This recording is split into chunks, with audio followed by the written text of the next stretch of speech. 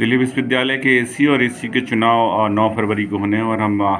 उम्मीदवारों से मिलिए श्रृंखला के तहत आपको मिलवा रहे हैं डॉक्टर पद्म राम परिहार जी से, जो कि एकेडमिक काउंसिल के लिए उम्मीदवार हैं और एक स्वतंत्र उम्मीदवार के तौर पर आपके सामने आ रहे हैं। और ये department of Hindi Zakir Hussain college Delhi से हैं। पहले तो बहुत शुभकामनाएं आपको कि आप एकेडमिक काउंसिल के लिए उम्मीदवार हैं और हम जानना चाहते हैं कि किन मुद्दों को लेकर के आप जो हैं शिक्षकों के सामने जा रहे हैं। धन्यवाद। आप दिल्ली विश्वविद्यालय में जितने भी अभी जो हमारे विश्वविद्यालय परिवार के जो एडॉक साथी है, उन एडॉक साथियों को ध्यान में रखते हुए हमारा एक स्वतंत्र उम्मीदवार के रूप में ये है कि सभी का इसी जहाँ जो पढ़ा रहे हैं उनको वहाँ पे उनका सिलेक्शन होना चाहिए, मतलब उसका परमानेंट होना चाहिए। तो एक तो हमारा ये मुद्दा है। दूसरा, ओल्ड पेंशन स्कीम को लेकर भी हमारा ये मानना है कि कांग्रेस सरकारों में बहुत सारी जगह पे एक तरह से ओल्ड पेंशन स्कीम लागू हो रही है, तो हमारे विश्वविद्यालय के साथ ही जो 2004 के बाद में जो लगे हैं उनका भी एक तरह से ओल्ड पेंशन स्कीम में आना चाहिए, जो एनपीएस है उसको ख़त्म करना चाहिए। तीसरा मुद्दा ये है कि बहुत सारी ऐसी सर्विस कंडीशन को लेकर विश्वविद्यालय ने कुछ ऐसे मुद्दे या कुछ ऐसे नियम बना रखे हैं जिसके कारण ओल्ड जो उनकी सर्विस है वो काउंट नहीं हो रही, तो उसको भी काउंट किया जाना चाहिए जिसके में प्रमोशन में उनको फ़ायदा मिल सके। तो इस तरह के कुछ मुद्दे हैं, उन मुद्दों को लेकर हम एक तरह से स्वतंत्र उम्मीदवार के रूप में एकेडमिक काउंसिल के लिए मैं एक उम्मीदवार के रूप में सामने आया और बाकी जो एकेडमिक लेवल के मुद्दे जो है छात्र हितों को ध्यान में रखते हुए जो मुद्दे हैं उन मुद्दों को लेकर भी हम आवाज़ उठा रहे हैं कि भी आप, जैसे अभी हमारा सेमेस्टर चल रहा है तो फर्स्ट सेमेस्टर एक तरह से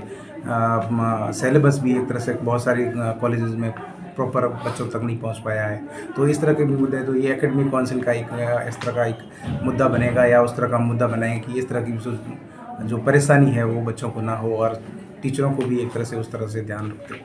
हम इन मुद्दों को लेकर आगे बढ़ रहे हैं। आप हिंदी डिपार्टमेंट से हैं और हिंदी के इंटरव्यू प्रक्रिया को देखें तो जो है बहुत स्लो है।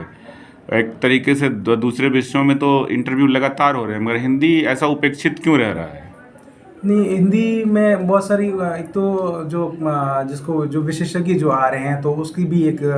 उनको बुलाने के लिए जो प्रक्रिया है उसमें थोड़ा सा एक ज़रूर एक धीमी प्रक्रिया देखने को मिलती है, लेकिन उसमें उनकी अपनी एक व्यवस्था है, उस व्यवस्था के तहत उनको जो टाइम है वो नहीं हर कॉलेज को मिल पा रहा है, ये भी है। दूसरे कुछ कॉलेजेस में अपनी राज है, वो भी उन चीज़ों को, क्योंकि उसमें एक तरह से अगर मैं स्वतंत्र उम्मीदवार के रूप में अगर देखूँ तो